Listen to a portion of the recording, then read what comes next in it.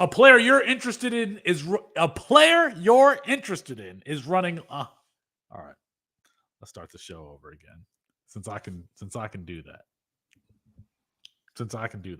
So I mean, when I do the audio, it's not going to make a difference anyway. Because unlike Matthew, I'm actually going to cut this part out. All right, here we go. Good thing we're not live. I mean, how often do we make mistakes here to start off the show? Not usually. I mean, you did last week as well. So. I mean, I stuttered a little bit. Austin's like, I'm back. You want to count? A quick countdown? Here we go. Countdown? No, what is this, Hollywood? This is Hollywood? And we'll do it live. 2, 1. Do it live. A player you're interested in is running damn near Olympic 100-meter dash times. Plus, we are one day closer to College Football 25's release, and we're discussing freshman running back rankings tonight. Campus to Canton is live right now.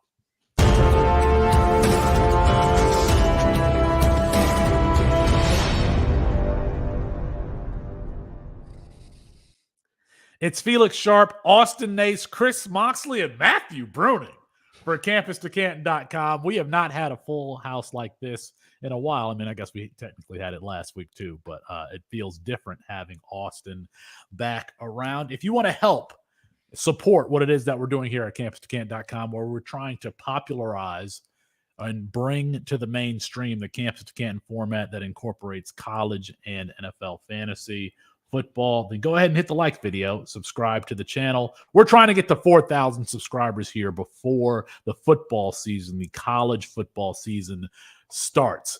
If you are tuning in for the first time, go ahead and check out the Campus to Canton podcast feed. We have daily content there, really analyzing football from the college perspective, whether it be straight up college fantasy, Devy, or C2C. You can find it all there. Speaking of which, we have a competition going on right now through May 31st. So get your votes in. The competition is whichever podcast, whichever show on our feed gets the most rates and reviews for their individual show, they get a prize.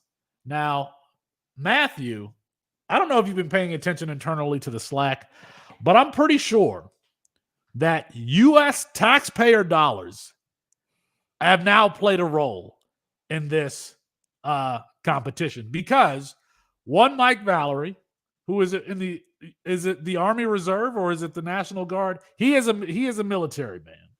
Yes. And I'm pretty sure that he just sent a group chat, a text to his group chat telling all of his bros, his fellow servicemen, to vote for Back to Devy, knowing good and well they've never listened to the show. That's what it seems like to me. Hey, I mean, I've said before and I'll say again, if you're not cheating, you're not trying. So props to him and Corey, who has admitted to doing the same thing, which I called out on the show last week, that they're just getting their industry friends to come out there. We're actually having true fans of our shows talk about us and Campus Live. So, at least we're keeping it for the most part above board. But hey, you get it. Mike learns from Bill Belichick, longtime Patriots fan. Again, if you're not cheating, you're not trying. So if they win the contest, bravo to them. I'll still give away a copy of the NCAA game because I appreciate the true fans coming out and voting for us here at Campus to Canton Live. So I still got you. We're not going to cheat here, but hey, it is what it is. As you said, and as I said last week, we all win. No matter who actually wins this contest, we win here at Campus to Canton, and that's all that matters to us. Yeah, I just want to make for the record, Mike is having people who do not listen to the show vote for him. So what's funny is internally is that they're all dogs. That's what they are. They're dogs. Yeah, well, what I was going to say is the fun, not even just the competition between the shows.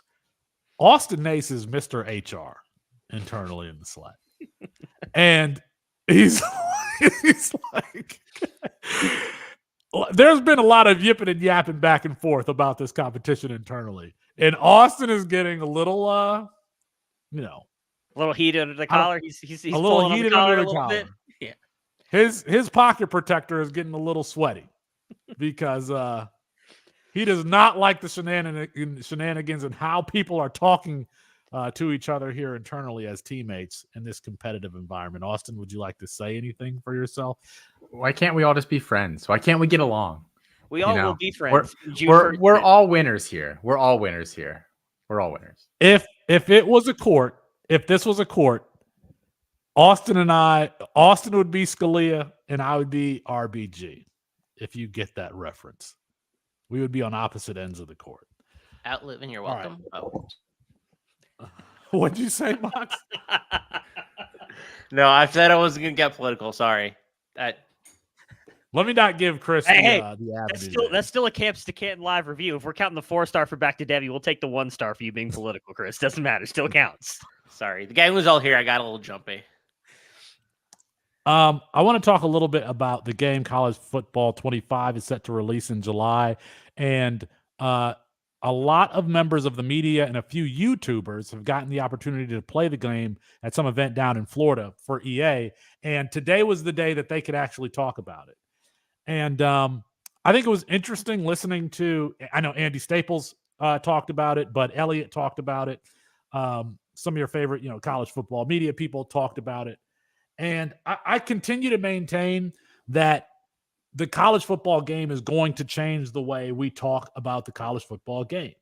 As I've said time and time again, college football media, legacy college football media is coach-focused, is program-focused. But when you get into the game, you're not going to be playing college football 25 with Dabo Swinney or Deion Sanders or Nick Saban, who you get what I'm saying. You're not going to be playing with those guys.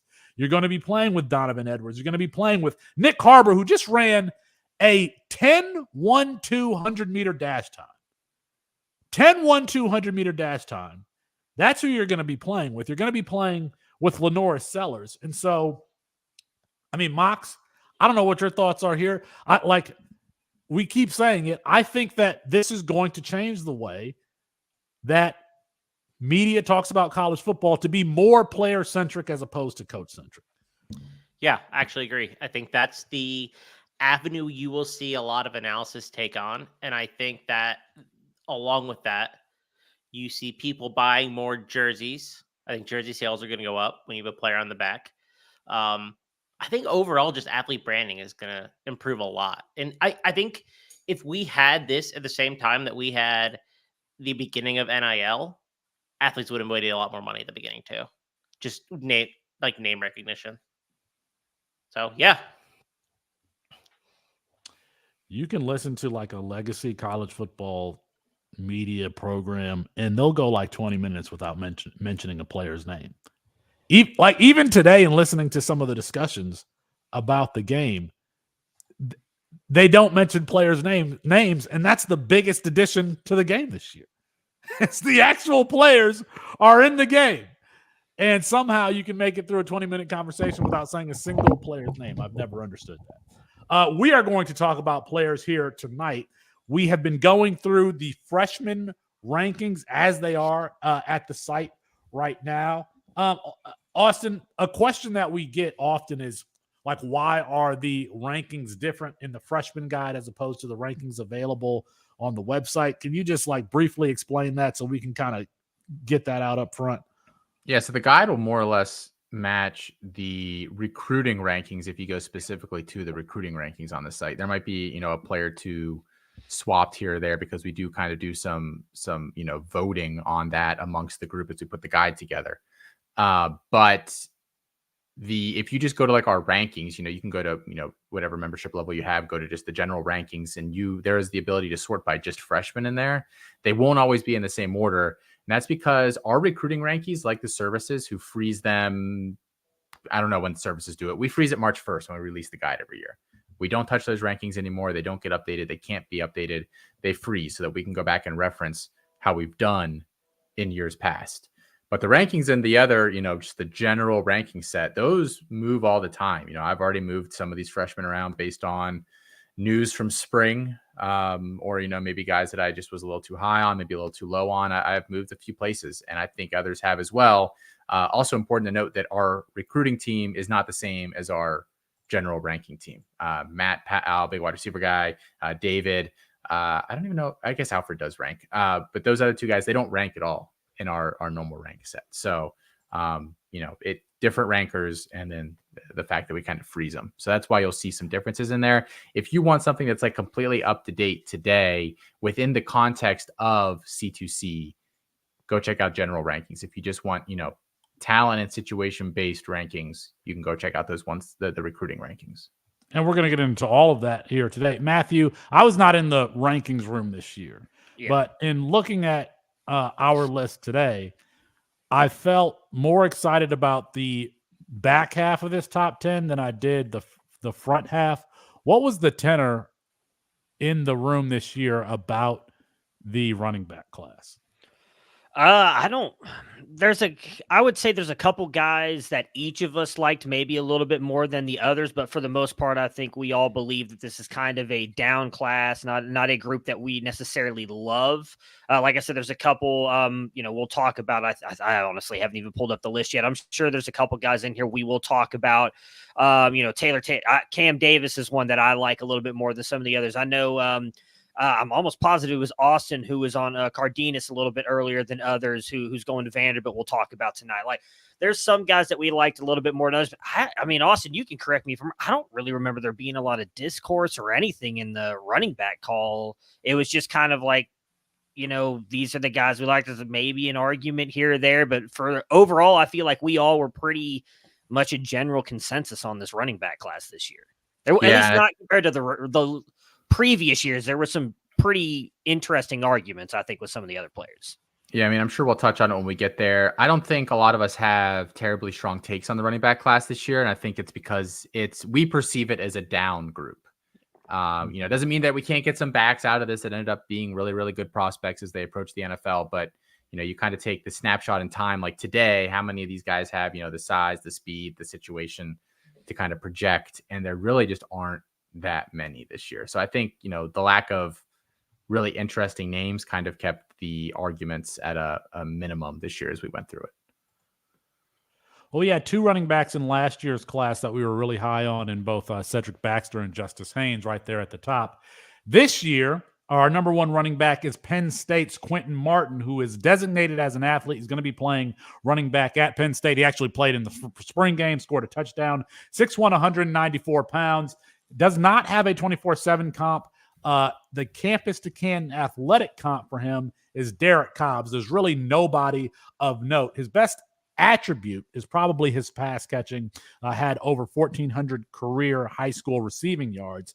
Austin, I'd tell you, he reminds me of Emmanuel Henderson. Emmanuel Henderson coming out of high school, a very high-cut athlete runner, does not really run like a running back, does not look like a running back. You read Collins' profile in the Campus to Canton Freshman and Supplemental Guide. He mentions Martin being light in the waist. I'd never like to hear that from a running back. But, this is the do not pass, go, do not collect $200 quote from Colin in his profile on Quentin Martin. Due to his height and upright running style, Martin has difficulty lowering his pad level to power through tacklers, but he has solid contact balance and doesn't go down easily. I personally do not like high-cut running backs who are not necessarily physical. And so in that respect, he's our number one running back. He's just a 4-star overall.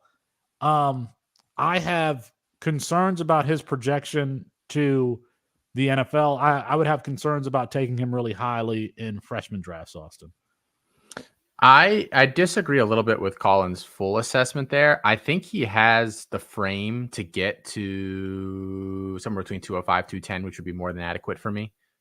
He's listed at 194 on Penn State's website, and I think Penn State, more than a lot of schools, especially at the running back position, are pretty honest and truthful. You'll see those weights move around a lot from spring to fall to spring to fall. And I think they do a pretty good job of bulking these guys and getting them where they need to be. So I have pretty good faith. I think he's built a little thicker than like an Emmanuel Henderson, like you had mentioned. I really think the interesting thing here is just going to be, are they going to keep him at running back? And I really think they will give him a full go there. I thought he looked fine in the limited spring game. Obviously spring game running back, kind of hard to tell. You're not playing full tilt, but I think I like him. I think he's got a 3-down skill set. I've been confident. I think like Rashad White-ish. I know Rashad White weighed in like 214, 216 or something at the combine. So he'll be a little bit heavier, But White is not a particularly physical back. He's a little more finesse. He wasn't particularly effective as a rusher last year, but as a fantasy option, he was still excellent because of how good he is as a receiver. And I think Martin, more so than some of the other, kind of hybridish guys we've had come out in the past few classes, I think I can see him. I can project him a little better at running back than some of those guys. So I still like him. Someone had to be one in this class. It's not a particularly great class.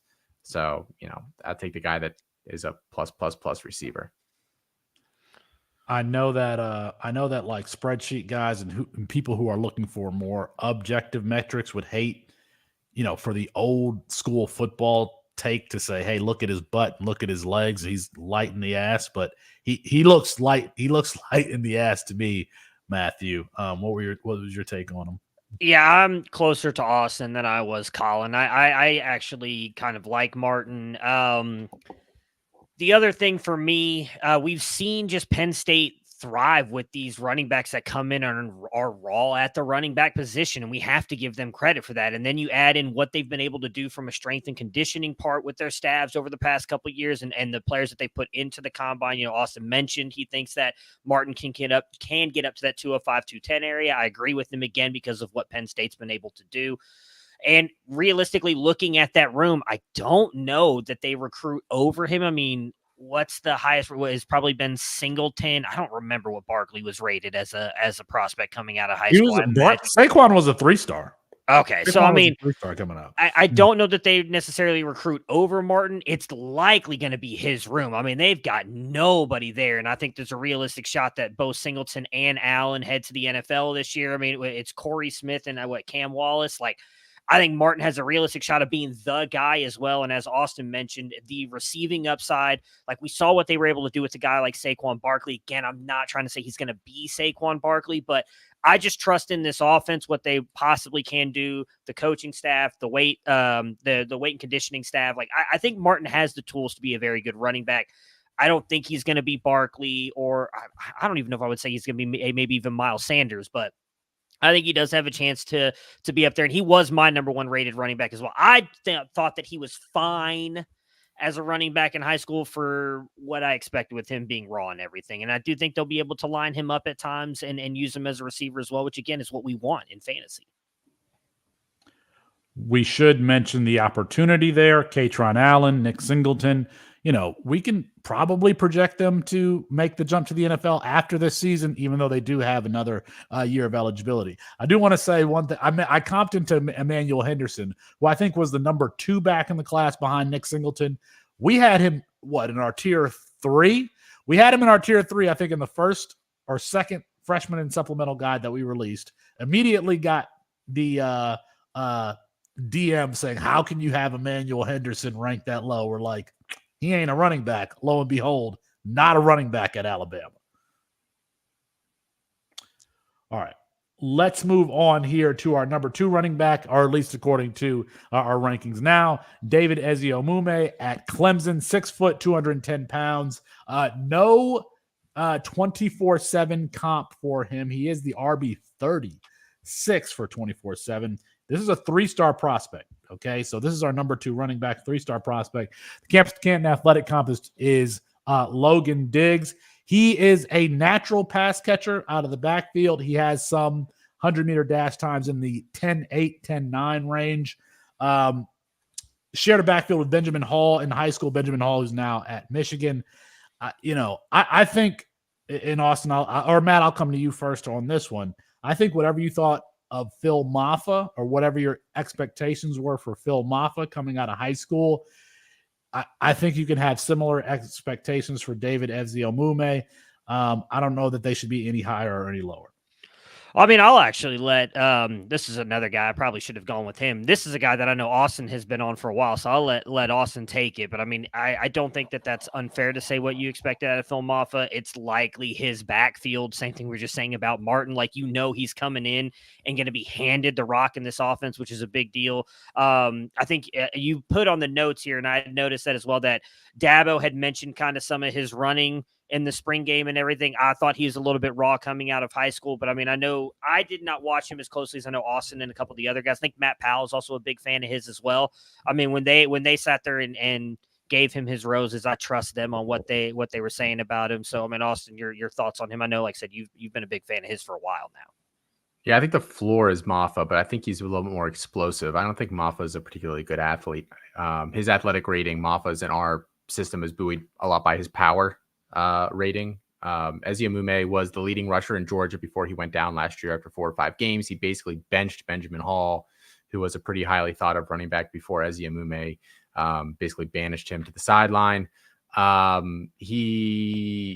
think he's a pretty good pass catcher. I think that this job is his after this year, because we know Clemson's not going to the portal. They're not going to recruit anybody better than him in the next year's class. Like, I think, like, I know it's really hard to kind of play that, who is he the next guy up game nowadays with the portal and everything, but Clemson's not going to do a thing to. They're not going to bring in Damian Martinez or somebody like that. No. So I think he's, you can just pencil him in as the 2025 starter.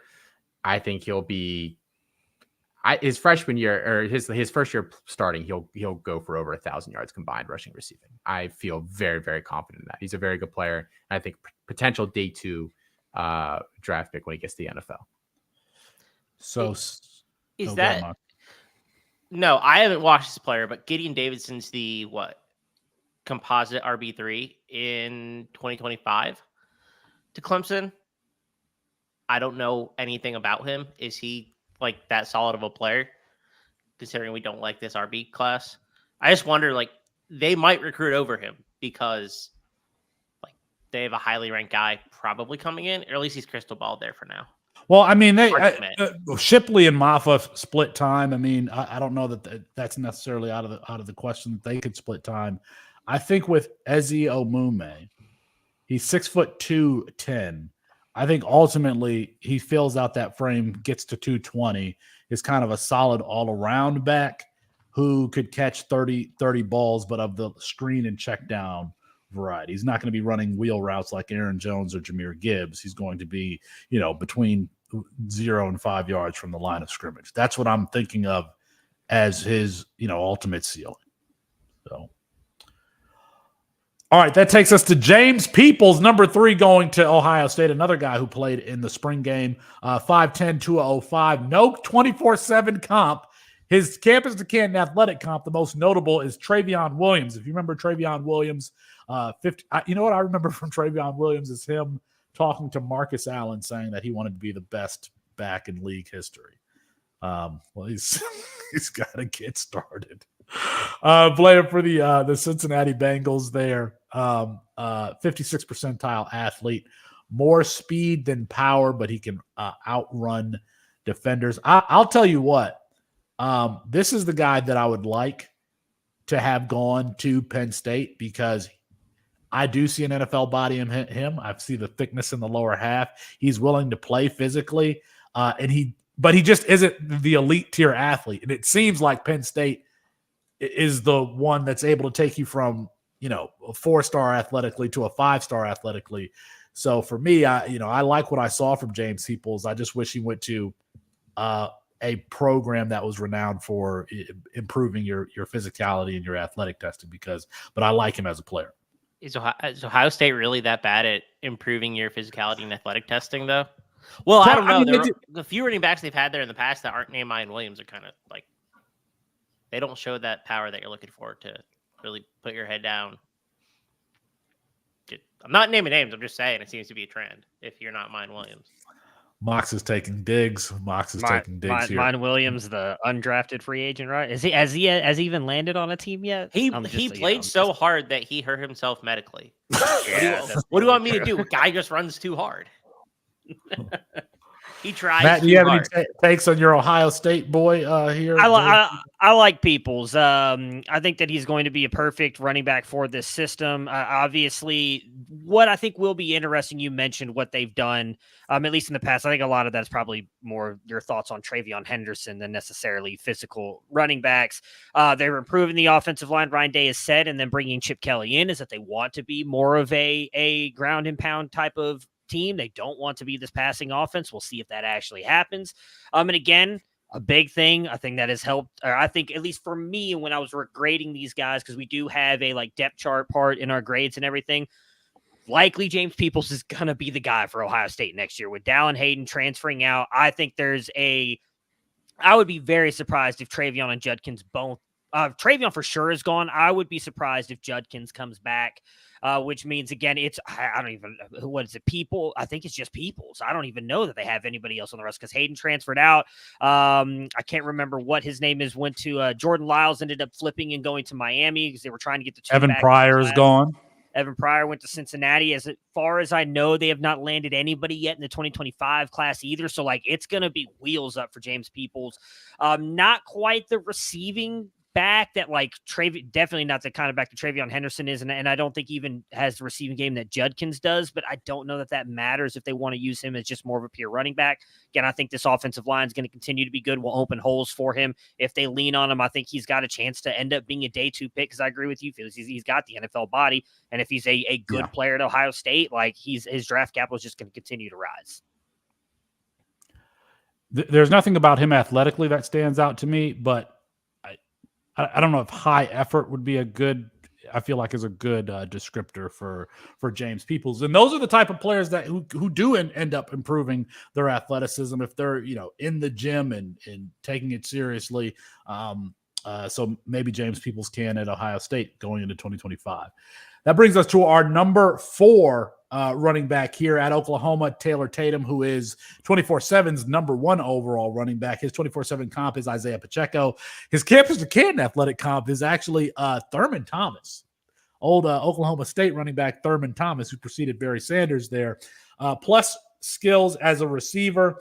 I think of the 4 that we've talked about here already, he is the most explosive linearly, or at least in a straight line. He's not like a quick twitch athlete like some of the guys that we're going to talk about later. But he's not enrolled yet. He had wrist surgery. He will enroll this summer.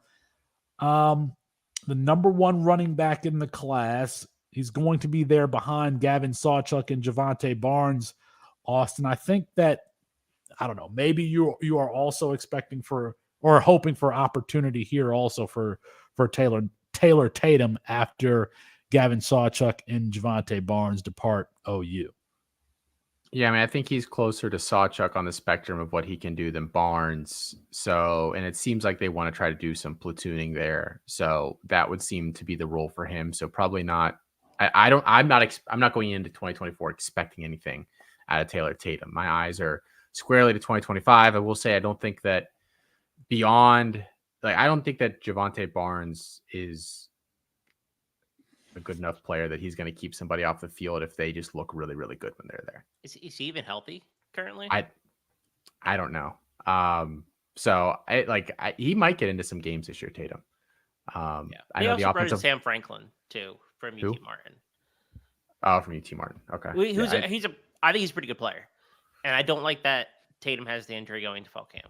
Yeah, I think that'll hurt him for this year for sure. And I think there's also some, Oklahoma's offensive line is probably going to be pretty bad this year. If I had to guess, I think Oklahoma as a whole is probably going to be playing a lot of shootouts and a lot less opportunity for him to be running. But I think Matt, big wide receiver guy, brought up, he kind of thinks he's like Miles Sanders. And I could definitely see that. He's just not really physical, but he is elusive. He's a pretty good receiver. So we'll see. I think we all have him top 5. I think, floor is pretty high here with this kid. I was a big fan of Caleb Hicks last year. I'm still a big fan of Caleb Hicks coming out of that, that Texas Class 6A the competition down there. I don't know that Tatum is head and shoulders above Caleb Hicks, at least in my personal opinion. I still really like Hicks. So let's move on. Really crowded room. It is a really crowded room. There's a lot of good players in that room. Yeah. I think after this year, we'll have a better idea of what that Oklahoma room, because the bad thing is I could honestly see Sawchuk and Barnes, whether it's back to Oklahoma, both coming back to college next year as well. Yeah. So if they both come 100%. Back to Oklahoma, that could hurt Taylor Tatum as well. Yeah, I don't see. No, I agree. Yeah, that's a good point. It's a really crowded room. There's another crowded room here in Florida State. That's where Cameron Davis is headed. 5'9", 220 pounds. His camp or no 24/7 comp. His campus to Canton athletic comp is Kyle Monungai out of Rutgers. Matthew, I got to ask you about Cameron Davis and what the discussions were behind the scenes, because this is a guy who played quarterback in high school and, was he threw the ball. He wasn't really a wildcat quarterback. He actually threw the ball. Yeah. But I feel like it would be hard for me to evaluate him as a running back, given the fact that, he was a quarterback. Yeah, he had 5,000 passing yards like that. That's how much of a quarterback he was. Also, an elite baseball prospect. Was actually Cam Akers. This is Cam Akers type. Yeah. He is actually, I believe. I would say with the way that the baseball community talks about him, I would actually be more concerned about him possibly going into a baseball draft. We'll see what happens. Obviously, there was a lot of talk about that with Deuce with USC last year, and he ended up not going nearly as high as a lot of people thought he was. So that's something to watch here. I like Cameron Davis. He ended up being my number 3 running back. I believe I wrote the profile up on him for our rookie guide, freshman supplemental guide.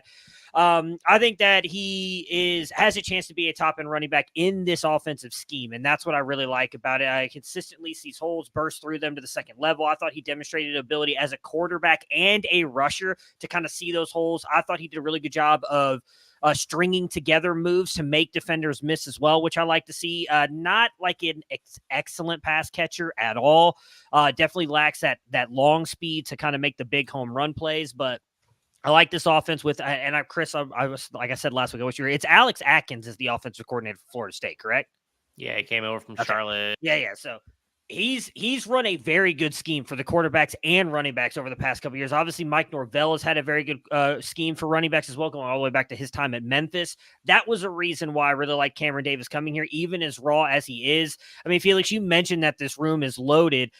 Or it has a lot of names, at least, like Lawrence Toafili and Roydell Williams are gone after this year. I don't think that. I think it's Keziah Holmes and some Singleton Jr.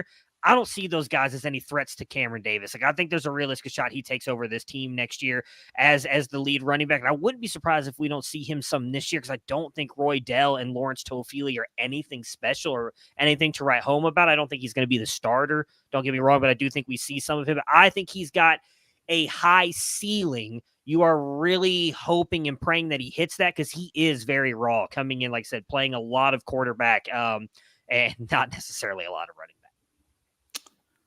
Mike Norvell had Darrell Henderson and Kenny Gainwell at Memphis. Yeah. Was Norvell there with both of those two? So yeah, there's someone else too. Tony Pollard too, right? Pollard. Yeah.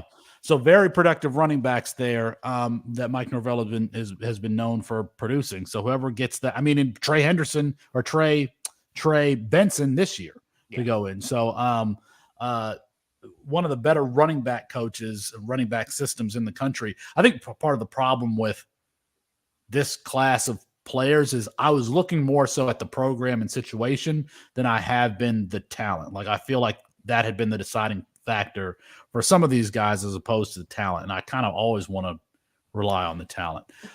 Speaking of programs, Michigan is a developmental program. Jordan Marshall is headed there, 5'10", 200 pounds. His 24/7 comp, according to friend of the show, Alan True, is Damian Harris. His campus to Canton athletic comp is actually James White, if you remember him at Wisconsin. We mentioned Mayan Williams earlier. Jordan Marshall is actually also from Cincinnati, like Mayan Williams. And I think the best trait that I can say about Jordan Marshall is that he is a fighter, just like Mayan Williams was, as far as when the ball is in his hands. But I don't know that there's another trait that necessarily stands out. I think that's fair. I don't have anything really to add to that. I kind of like him. I'll be interested to see if the new coaching staff kind of follows the same developmental succession type plan that Harbaugh, they're not promises being made, but, you come in, you work, you do your thing, you kind of move up the depth chart like that. I'm wondering if the new staff will operate in that same way. Cause I think he could be a really good, like complimentary guy there who maybe ends up having a good year later in his career, kind of like who did that recently and they went to the Titans from Michigan there. He had that big Hassan Haskins. Yeah, I could see him having kind of, a Haskins-ish type of Yeah. career where he's, kind of a filler, gets his chance, is pretty good, and then the NFL is kind of whatever. I could see that path for him. Yeah, I mean, he's a one cut and go type of runner. I actually thought he wasn't horrible as a receiver. Might be able to improve on that. He's not like Donovan Edwards or even Cole Cabana, who went there last year. I think the big fear for me and Marshall is, like, again, as we were talking about, this is a loaded room. Like we were talking about with Oklahoma. I mean, yeah, Donovan Edwards is probably gone after this year, but you mentioned Benjamin Hall, who was everybody's like favorite next guy up at Michigan last year for the spring game. They still have Cole Cabana there. They bring in Jordan Marshall. They have Khalil Mullings, and there's like 3 other running backs on the roster. Like, I don't know what that room's going to be, and I wouldn't be surprised if it ends up being like a Cole Cabana, Benjamin Hall split, like we saw with Blake Corum and Donovan Edwards over the past couple of years. And, oh my goodness, Jordan Marshall ends up being like CJ Stokes, where like we've seen for like 20 carries a season until both those guys move or one of those guys moves on. Yeah. There was something I wanted to say about Jordan Marshall here that I'm forgetting. Maybe I'll remember it here in a second.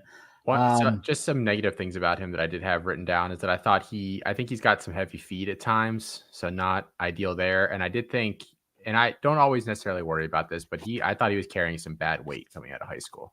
And I think if you're going to a good strength and conditioning program, they'll fix that for you. I mean, go see Trevor Etienne, his transformation. I wasn't gonna say it. He wasn't. He's not quite on that level, but just watching him, like there was very clearly some tightening up that I think he can do. So, and it always worries me a little bit when guys are coming out of high school with bad weight already. It's impossible. I mean, I was 18 once. It's like impossible to gain weight at that level, and especially if you're trying to play this level of sport. So what were you doing that you kind of got into that hole? I don't really know. So. Trevor Etienne, Brandon Ennis, some players that we kind of remarked for not being as physically fit as we wanted coming out of high school. This is what I was going to say, Matthew. You were mentioning the players there at Michigan. We don't know what that offense is going to look like. That offense could be terrible this year. Could be absolutely terrible with Orji or whomever's playing quarterback. We just don't know. I think that we should. They'll probably take a step back offensively this year just because of the changes and because of some of the talent that they lost. So I think the general public is sleeping a little bit on Alex Orji. Do I think he's going to lead a top 10? But you liked him. You liked him coming in. Yeah, I did. Yeah. I just people like automatically saying he's bad, and I think that's a bit of a stretch. Do you disagree with the premise though that they're going to take a step back offensively? Because I mean, don't say that. I agree. Probably Michigan fans will tell you it's a back-to-back national championship year. Lost a little bit of talent on the O-line, correct?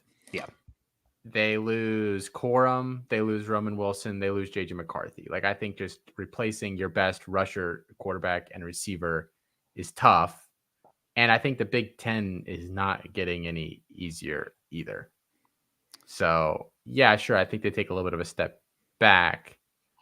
But would it shock me if they change that offense a little bit and Alex Orji runs for 700 yards next year? Would not shock me at all. No. It wouldn't. I don't know that offense is all that different, though. I think Orji is an excellent best ball pick. I don't know why nobody likes him. Like late. Because there's a lot of people who believe he wasn't going to be the starting quarterback. I mean, we've already had that argument on the show. I agree with you, but I don't think he's going to bring in transfer portal. He has no threat with his arm. It's all rushing. Yes. So you don't have. Yes. Right now, I don't foresee that. Right. I don't know how you can say he's going to throw for more than 1,200 yards. I just really don't think he's developed at all as a passer. I think he'll throw for more. Tattoo bet. Let us know in the comments, Alex Orji, over or under 1,200 yards passing on the season. That's a good bet there. I think let's do it. The real number should be 1,500 or 1,800.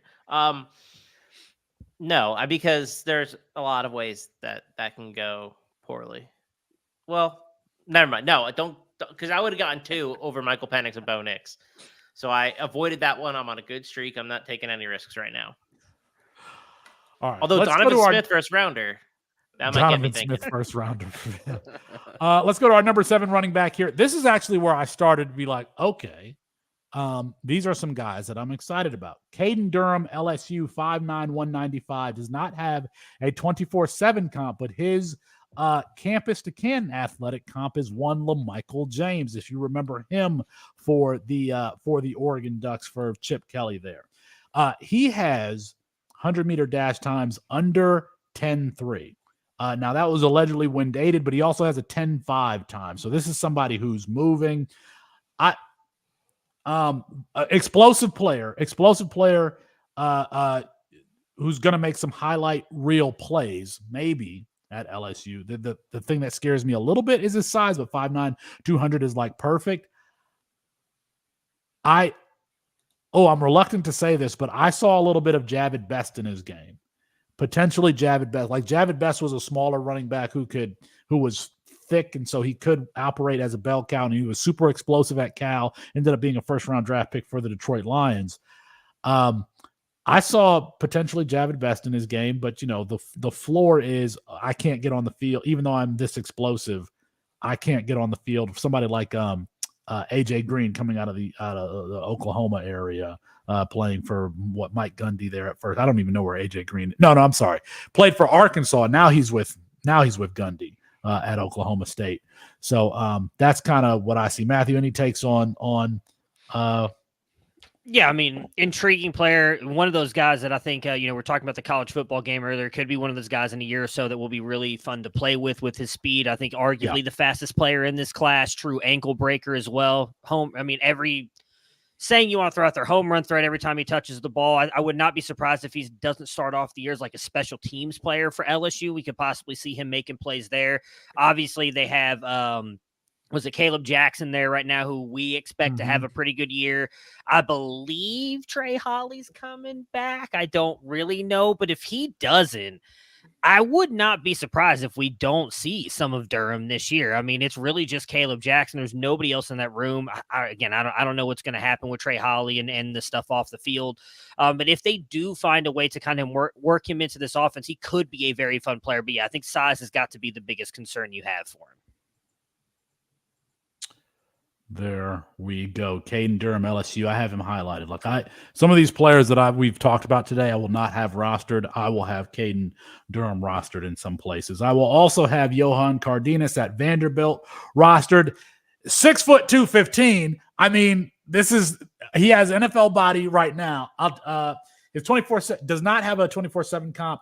His campus to Canton athletic comps include both Zach Charbonnet and Chris Carson. Even at 6'2", 215 pounds, he's been clocked at over 21 miles per hour, which is what we want to see. I tell you what, even before I saw this note here at the bottom about where he played, I said, oh, this is this year's Andrew Paul. This is Andrew Paul in this year's class. He's going to Vanderbilt.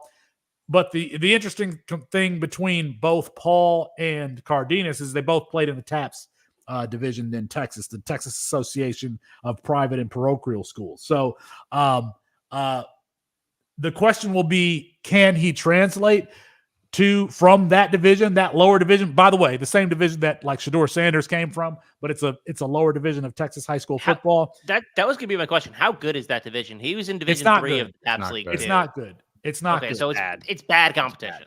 It's bad. Yeah, I've for people that know, I've heard them say that it is actually bad football. But I mean, again, you see an NFL body. Well, not Cardenas though.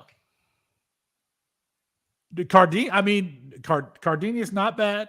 Not bad. Headed to Vandy. He's going to be there behind Cedric Alexander, who led the team in rushing as a freshman with only 371 yards. Cedric Alexander is also a little bit more of a bowling ball.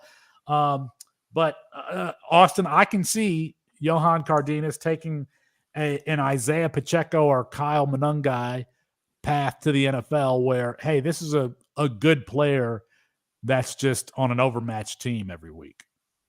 If you're taking Johan Cardenas, you have to hope that he transfers. You just have to, because you're not going to squeeze any real college fantasy value out of this dude, except for like the 2 games a year they play in the non-con that are like Hawaii and directional university. And so for me, it's really just going to come down to what his cost is in supplemental drafts. I've seen him go like third round of supplemental drafts. I'm just not. I think it's like I really like the player. I just think there's too many things that would have to happen for him to be productive in college, and then gain the eye of the NFL moving forward. I like the Zach Charbonnet comp. I think that's really interesting. I think he's a little less physical than Charbonnet, but from a movement style perspective, I think that's pretty close. But yeah, my process just can't lead me to spend a lot on a guy that's going to Vanderbilt as a freshman. I've been thinking this is like we get 15 picks in a traditional freshman and supplemental drafts. I got to use those picks on somebody, and it's like the player pool in 2024 seems very depleted. It seems very, very depleted, and I will be taking more shots than normal on guys just because I would say my confidence in some of these players just isn't what it had been in seasons past. So I don't know if you guys feel the same way, but it just feels very speculative this year. Well, with Cardenas and Austin, remind me, is he a good pass catcher? I can't remember. I don't have my notes or anything in front of me. Let's see here.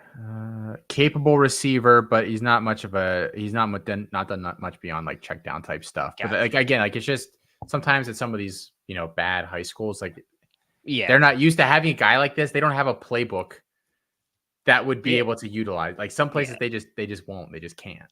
So the reason I asked that is because I know Cedric Alexander was pretty good for them last year, and I don't know that he was startable. But if you go to the year prior, Raymond Davis was a guy you could start every single week, even though playing for Vanderbilt. I think he had like 2 bad games. It was against, I know one of them was Bama. The other one was not good, but I'm almost positive he was a guy like you could put in your flex spot every single week. I'm not saying that you should draft a freshman and expect that. I do agree with you that you want him likely to transfer out to end up in a better place, but I don't think like him going to Vanderbilt is just like a dead spot. I mean, our recruiting team notably talks about how much they want to go after guys that Vanderbilt recruits and goes after because they do such a good job with getting those guys. Yeah, so. You hope that Vanderbilt identifies them early and then they change to go somewhere else. Like that part is true. Before. Yeah. But they just lost their top 3 pass catchers this year. So here's their schedule this year. Tell me which games, and their schedule is going to be like this virtually every year moving forward because the new SEC. Yeah. Which of these games would you feel comfortable playing him in?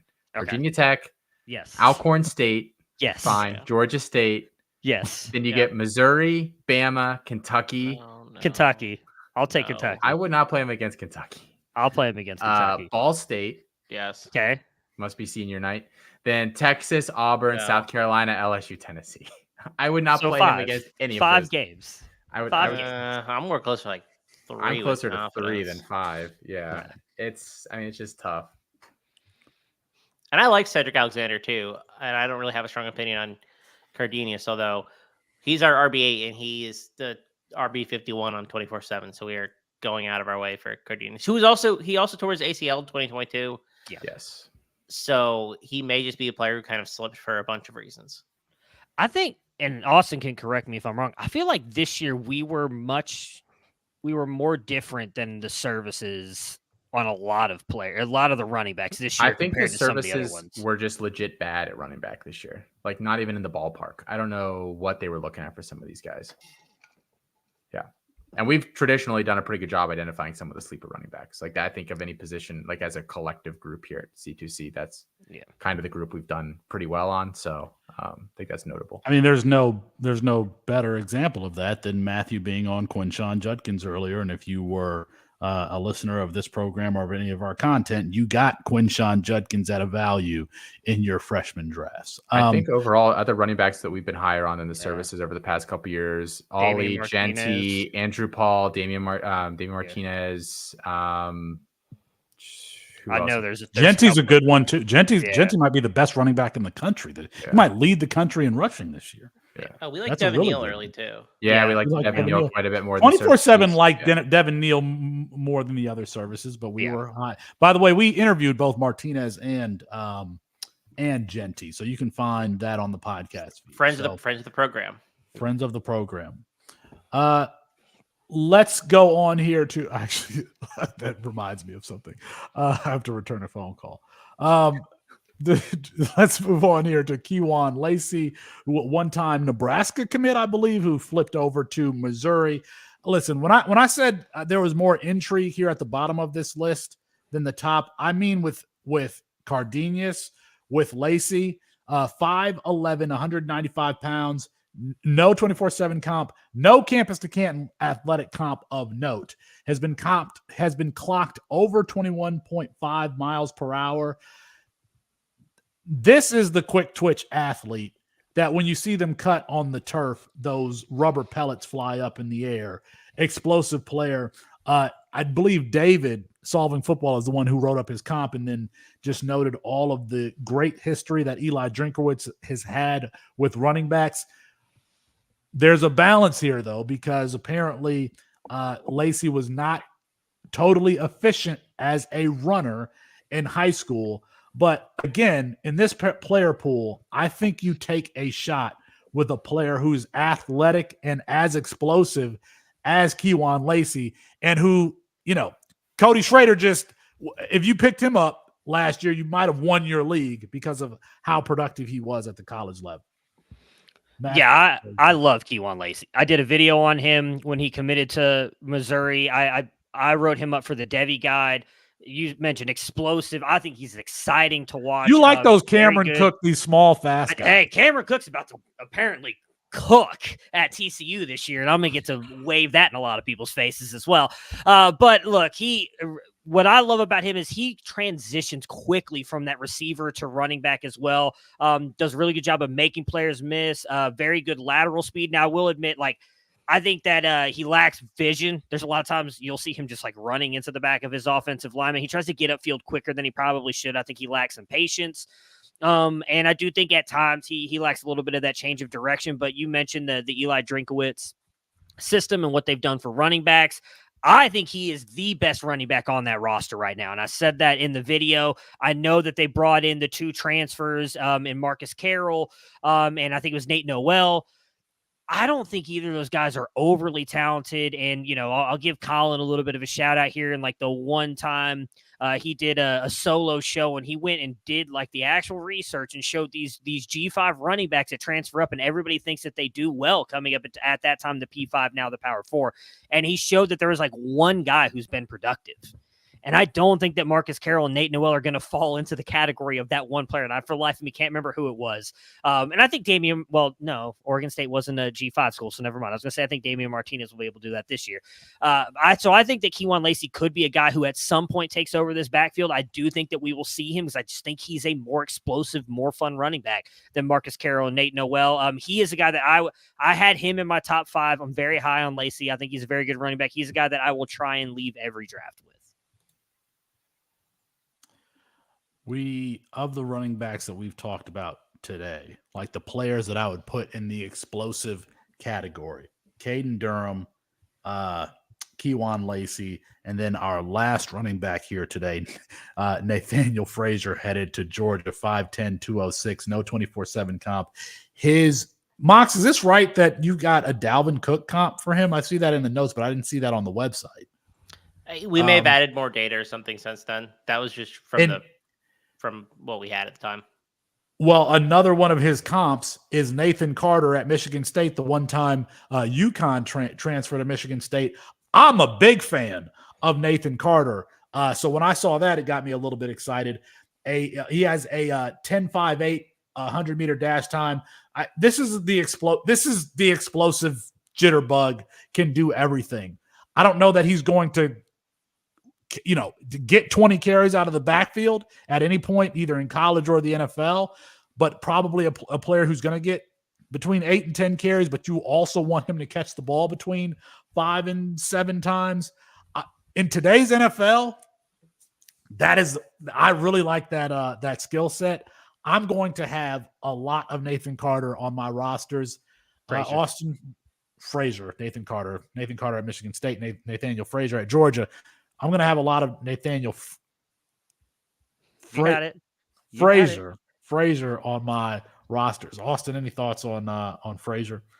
Yeah, the big concern for us is that if you go and look at the other rushers on their team last year, he was less efficient than all of them, and none of the other ones are like considered good prospects, like to the level that he is. So it's pretty concerning that this dude just really isn't very good between the tackles at all, quite frankly, as a rusher. The receiving is what you're hoping that he can do early enough that keeps him around long enough to kind of, master the other skills. But I'm always a little hesitant to love a guy coming into school that doesn't know how to run between the tackles at all yet.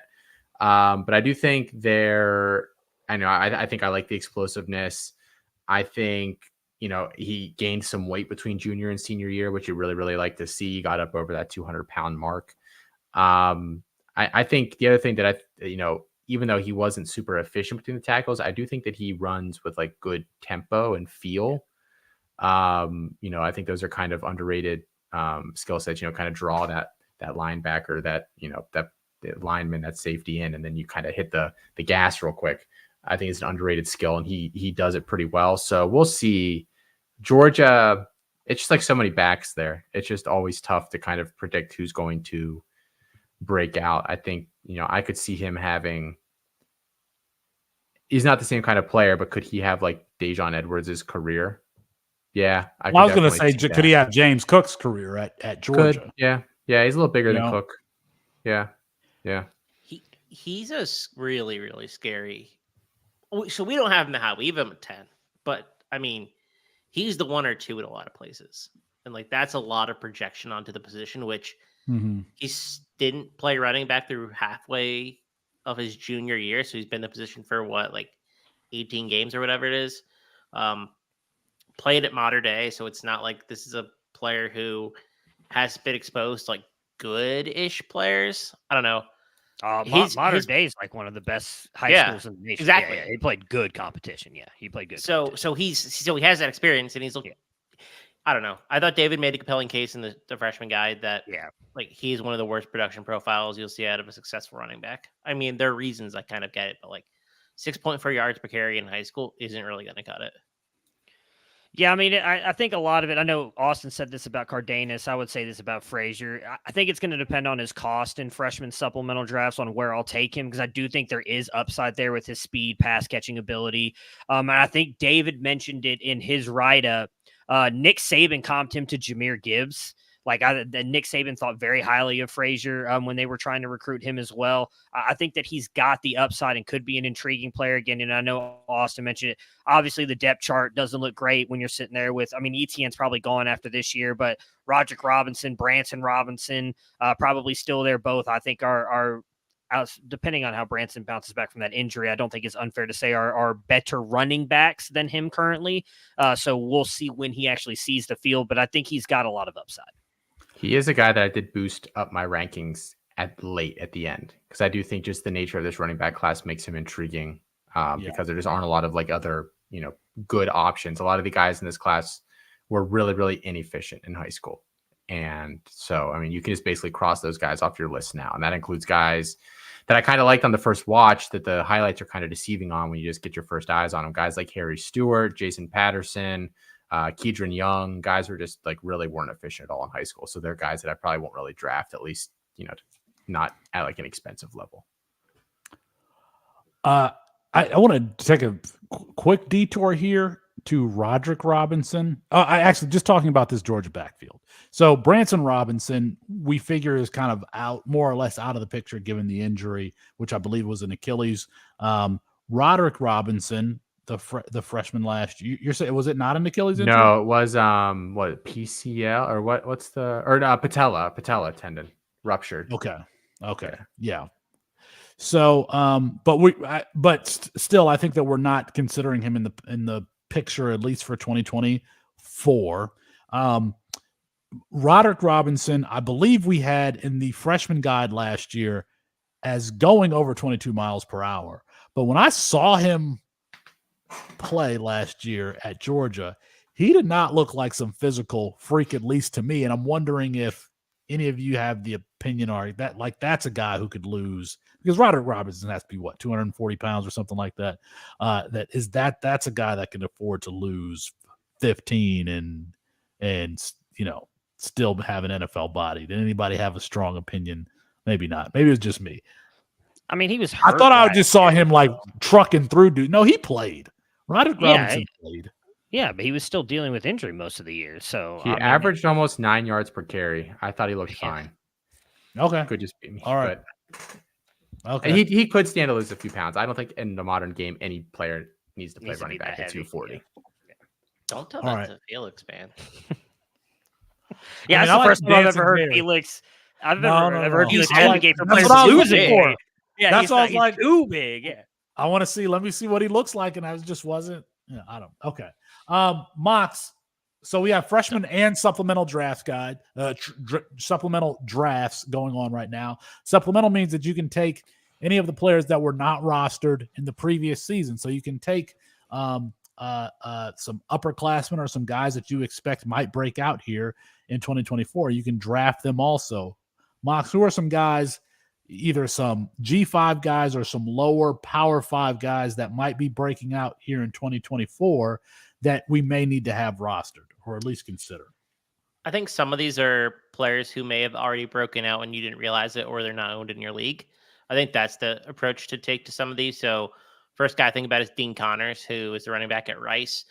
I think he's going to have a very productive season, and I think he's being drafted that way in CFF drafts. He's not owned in over half of my Games Canton leagues. He's a player that I'm going to try to draft early among the running backs that are going to be available. I really like this Rice offense in 2024, to be honest. Yeah, like they brought in EJ Warner. I think they're going to be better than they have been in recent years, although JT Daniels wasn't bad. So I think Dean Connors, who also catches a lot of passes, is going to have a big impact. He was catching like 5 or 6 passes some weeks last year. So good player. I won't read all of these. Mekhi Hughes, another one from Tulane. I think he's probably owned in more leagues than this, but he would be one of my first pickups. Super productive. They want to give him the ball. New head coach John Summerall had no problem giving Kamani Vidal like the lion's share of touches basically every season.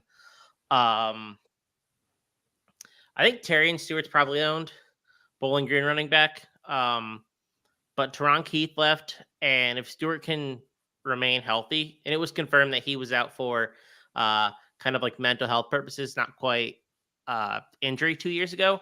So I'm pretty interested in him as well. I think that you can get a good deal on him in later supplemental picks. Same with John Gentry, guy at Sam Houston State, who I don't expect that offense to be great, but I do think it's going to be better. And I think they're going to have more of a rushing threat because the overall offense will improve. And then a guy that I think might have NFL upside, I'd be curious to see what y'all think, is Jordan Waters, running back at North Carolina State, transfer in from Duke. I think he was there for 2 years, maybe 3 now. He seems to be really popular around town. So I'm kind of interested in him for both aspects of the college game. I just want to add to this list because I'm looking through some of my leagues, and Abu Sama at Iowa State might not be rostered in your leagues. Parker Jenkins. Don't tell Corey. Don't tell Corey. Parker Jenkins at Houston, the true sophomore there. I would consider him. DJ Giddens at Kansas State would be my first running back taken. I would think he's owned in most leagues though, right? He is not owned in one of my main leagues that's been around for 5 years. And we have waivers in this league. So DJ Giddens not rostered. Jonah Coleman to transfer from Arizona to Washington. I like him too. So some of these players you just need to see if they're actually rostered. Jaheim White, did we mention him? West You Virginia. think he's the guy and T. Daniels is just So his backup? I think that's the case too. I think that it's a little less clear cut than I think the CFF community at large is projecting right now. I just don't know I don't know that they want him to handle a full workload and that he can. He's a little bit of a smaller back. I still think there's going to be some other bigger guys there that they're going to get involved, but I think he should be rostered in leagues right now. So that's what I'll say about that. All right. Matt, anything else before we get out of here? No, not that I can think of. All right, we'd appreciate it. Trying to go through queues to see if there's any interesting running backs that could be like really, really late. I just went through again the same league that I was looking through, and Caden Fegan is on the available list. Caden Fegan at Illinois. I mean, Brett Bielema, a big athletic running back. I'm gonna obviously put him in my queue. So, Obviously. A sleeper that I like for this year that I think could have a good year. I'm still in on the Stanford offense going into year 2. I think that they're building something really good there. I think Cedric Irvin's probably their starter. Their coach, Taylor, has a pretty his background with running back production is pretty strong, both as in the receiving game and as a rusher. This is a guy that you can take really, really late in supplemental drafts or startups if you're drafting. I took him. We did like a C2C group best ball in like beginning of March, and I took him in like the 25th round, and I feel even better about that today. I think he's going earlier than that in a lot of drafts, but he's a guy that I have circled a lot of different places.